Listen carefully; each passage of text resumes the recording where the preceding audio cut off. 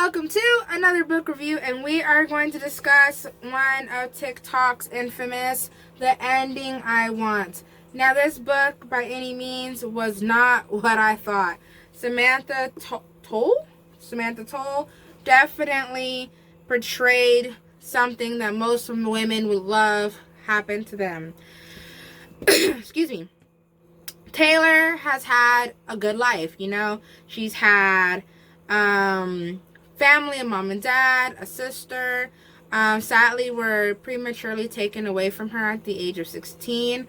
From that moment, everything was changed. Around the age of 16, she beat a brain tumor. Unfortunately, after suffering, the loss of her family, beating this brain tumor, she's had to grow basically by herself, living on her own, and just, really having a hard go of self-reflection and grieving and all of that horrible things that people really don't want to have to go through, but have to go through. Now that she believes that her brain tumor has returned, she just wants to write a bucket list and say, fuck it. To put it simply, she wants to just make this list and go live out her last days with no regrets. Naturally, she decides to just jump on a plane and go overseas, which a lot of people love to do when things are just, just too much to handle. You would love to go hop on a plane and just go complete your bucket list. And I love it because that's what she does. This book is straightforward. She says right out of the gate, hey, I'm gonna die. Why not go out with a bang? Why not do things that I've always said I want to do or should do, but never gone around to it thus far? One of the things that she puts down is that she wants to kiss a stranger, and that is how she meets the second main character, Liam.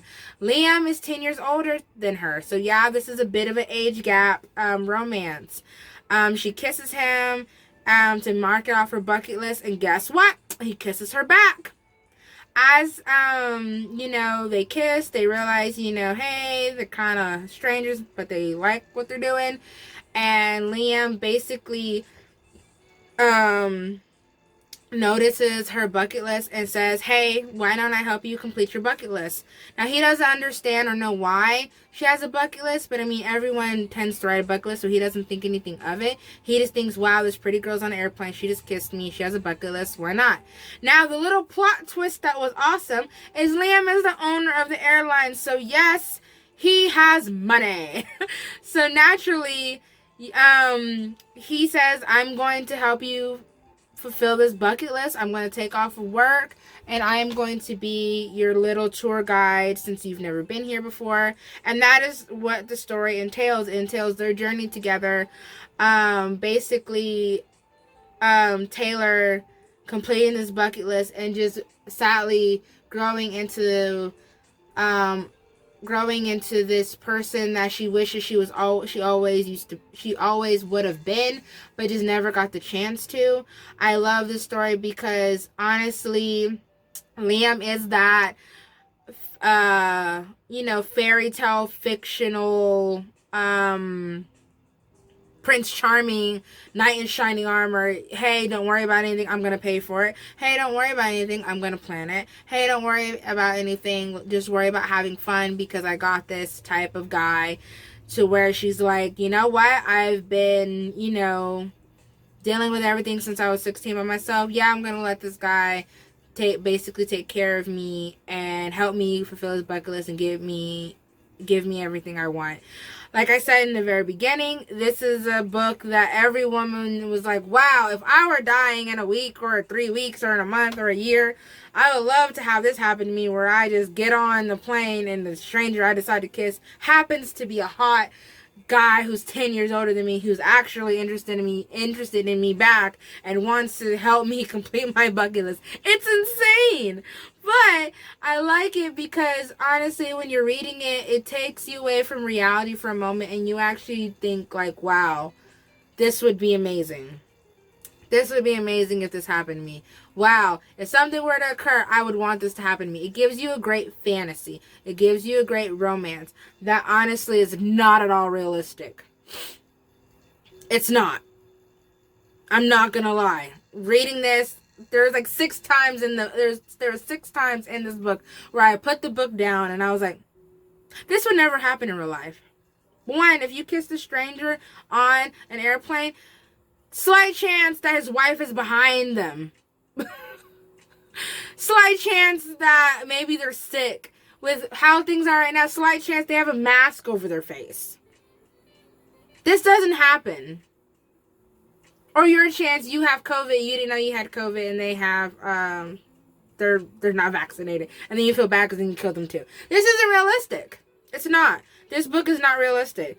This is not realistic that you kiss a stranger and then they want to help you complete your bucket list. They take off 2 weeks from work to help a stranger complete their bucket list that they've only kissed once. It's not realistic at all. But it's good. It's a good read. And it's a good break from fantasy. So if you are someone who has to deal with the realities of life each and every day, all day, read it. Because this book takes you away from reality and gives you that, wow, fantasy. That you wish that something like that could happen, would happen to you. Possibly. But it gives you a break from reality. Because honestly, when I read this book, I read it within a day. And during this time, when I was reading it, I was just stressed out from work. I was stressed out from so many things that reading this book, when I was engaged in this book, I forgot about everything around me and I was in tune with this book. It's pretty thick, but it's not like Harry Potter thick or Twilight thick. So, I hope that makes sense. It was very easy to read. I love the fact that the ending, the epilogue, summed it up. Because at the end of the book, I did have questions. I did. But Samantha answered all those questions in her short epilogue. So that's why I said it's a good break from reality. I mean, if it's the title, the ending I want. Because in reality, we don't get to choose our endings. Endings just occur. So the fact that in this world, Taylor was able to choose what she wanted and get what she wanted was beautiful. It was refreshing. And the supporting characters in it, I like that in this story, I like that they were in it, but not in a way that overpowered the main characters. I like that this book stuck to the main characters. I did.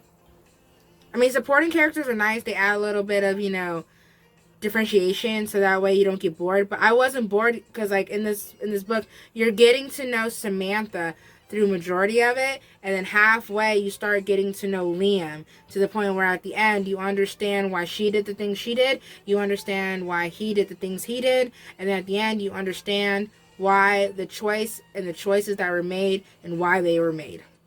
So again, I hope I've inspired you to read The Ending I Want by Samantha Toll. And don't forget to subscribe. Thanks for watching.